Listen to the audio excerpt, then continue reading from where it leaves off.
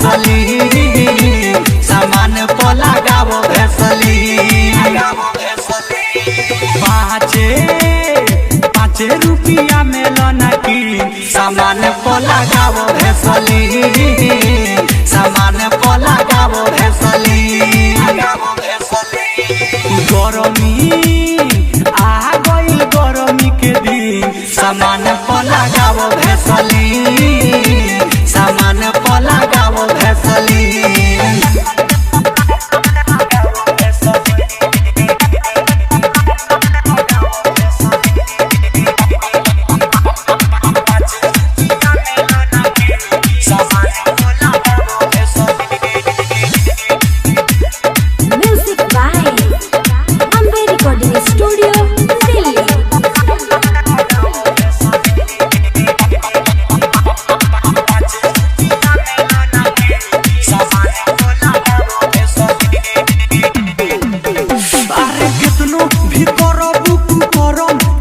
रही नरम ना फाटी कबो ओठे रानी कही ले बात हम जाइज ना बढ़ी तोहर साइज हमेशा रही गोटे रानी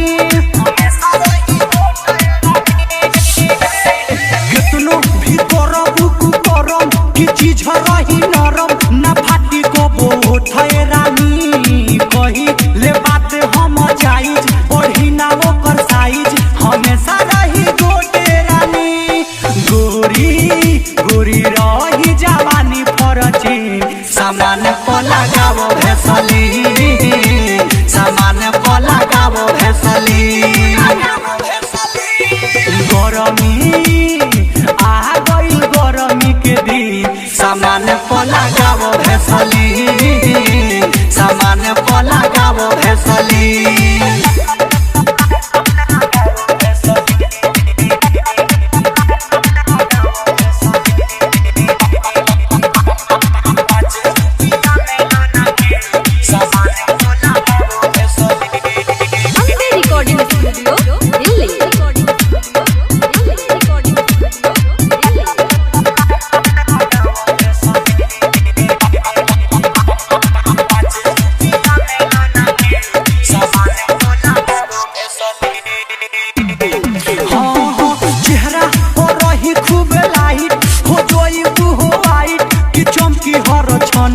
गोरी कहे ले पिया परदेसी नटाओ कबोलेसी हो जही बुच्ची कने गोरी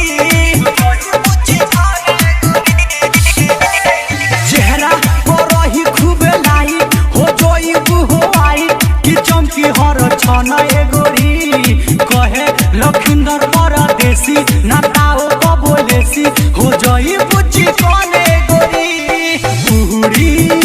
उड़ी निर्मल जोगेश के तनी सामान पर लगावो भेसली सामान पर लगावो भेसली। गरमी आ गइल गरमी के दिन सामान पर लगावो भेसली सामान पर लगावो भेसली। Ambe recording studio Delhi.